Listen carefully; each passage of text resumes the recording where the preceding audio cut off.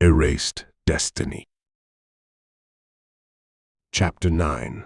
Job for a Man. Jargon and Cyril had been waiting in Cyntra's town hall since 8 in the morning. Although Jargon waited more to see Merigold than the healer from the Crystal Palace, he was captivated by his father's plan. They went to the shop together to choose the right dress for Merigold. They organized a small engagement dinner in the vineyard with all traditionally prepared dishes. Cyril explained to Jargon how he should behave, what he should say, to convince Merigold to become his wife. They didn't say a word to Joanna, who was clearly opposite to the very idea of getting any closer to Merigold and her family. Cyril planned to talk to her, but later, after he saved their relation with Jargon. Runaway son was the worst thing that could happen to them, and hopefully Joanna would agree with him. When Mayor Uriel invited them to one of rooms, Jargon asked about Merigold. Cyril looked through open doors to the room and saw a woman in her 50s, wearing a healer's robe, sitting on a sofa and drinking water. The room was cozier than most of Town Hall's interiors, with fresh flowers in a vase, the green sofa, and warm, cheerful paintings. She hasn't arrived yet, but her presence is not required until the healer confirms Cyril's accusation. Can we proceed with the checkup? Jargon entered the room and Uriel closed the door. He stayed outside with Cyril, waiting for the procedure to be completed. He informed Cyril that in the case of Merigold's innocence, he should pay an administrative fee equal to 5 pieces of silver. Cyril asked about the reason for such high fee. The usual one was only 2 silvers. That is because only the most experienced healers can deal with accusations regarding magic of death. All that money goes to the palace. I don't have even a copper out of it. The healer asked Jargon to undress and started the examination.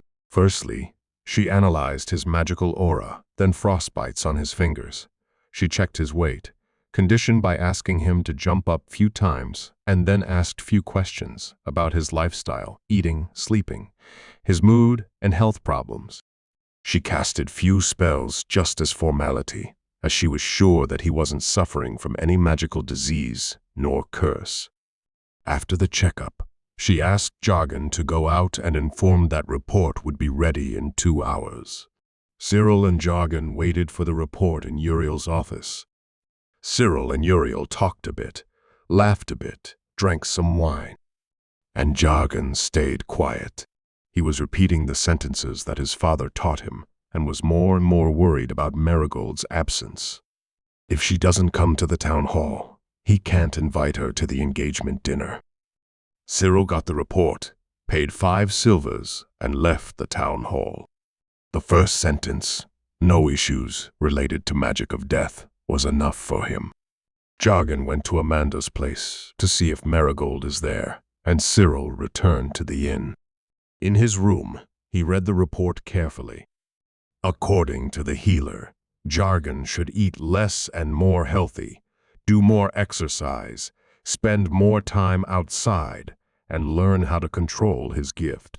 That could be determined by anyone, not the most expensive healer from the palace.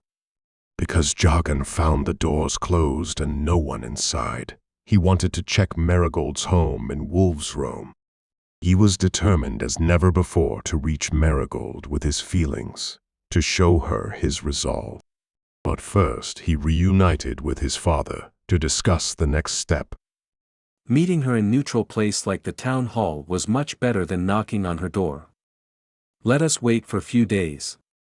Uriel said that Merigold took 10 days off, to rest, and you probably agree that she needed it. Refreshed, she may be even more willing to listen to you, so I think that this is the best course of action. What are we going to do in the meantime?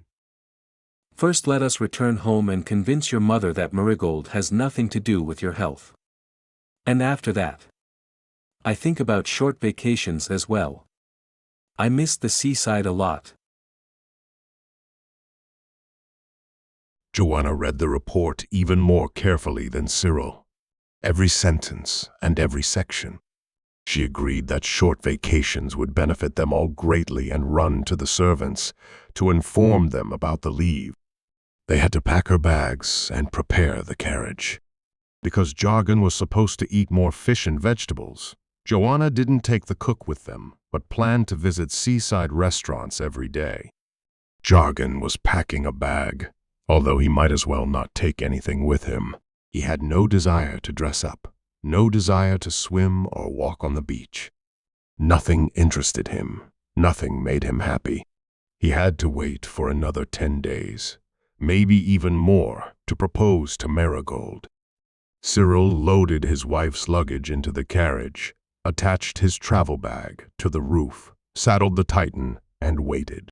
Joanna bustled about as usual, but staring blankly at the shelves.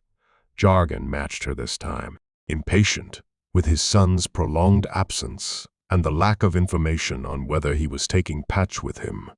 Cyril entered Jargon's room. He found him sitting on the bed. Ready to go. Are you going on horseback or by the carriage? Jargon gave the impression of being sleepy, although the sun was approaching its zenith. Cyril took the bag lying on the floor and, without looking inside, tied the strings. Come on, or we will spend the night in the woods. I don't mind. I don't feel like riding a horse now, so the carriage. Cyntra was less than 5 hours' ride from the coast, but it usually took 7 hours for a carriage to cover that distance. Unless they were riding in a snowstorm, what had happened to them once. After 10 hours of confinement in a tiny cabin, Cyril continued the journey on foot, and he reached his destination faster than Joanna by the carriage. He no longer remembered why they had to go to the sea in winter, just at the time of the hardest snowstorm, but the walk amidst the stuttering snowflakes stuck in his memory, not at all as the worst thing that had happened to him in his life. Where is Joanna? Another minute and I will lose patience. And don't worry, after visiting the seaside you will look better than now, tanned, more lively and cheerful. Remember that your appearance is very important, at least for girls. I think it is time you start dressing more formally. But that is uncomfortable. May I try out some colors other than white and black? Brown maybe. No gentleman wears brown, remember that. Navy, gray, black are all colors that you should wear. On holidays you could try beige or other light, natural tones. You should see for yourself what you like and what makes you feel confident. Can I really go to the tailor alone? Without mother? And decide on my own? Cyril confirmed. He really wished for Jargon to become a man, to start behaving like other teenagers, think about work, but also about pleasures, to spend his free time with others, not in his room.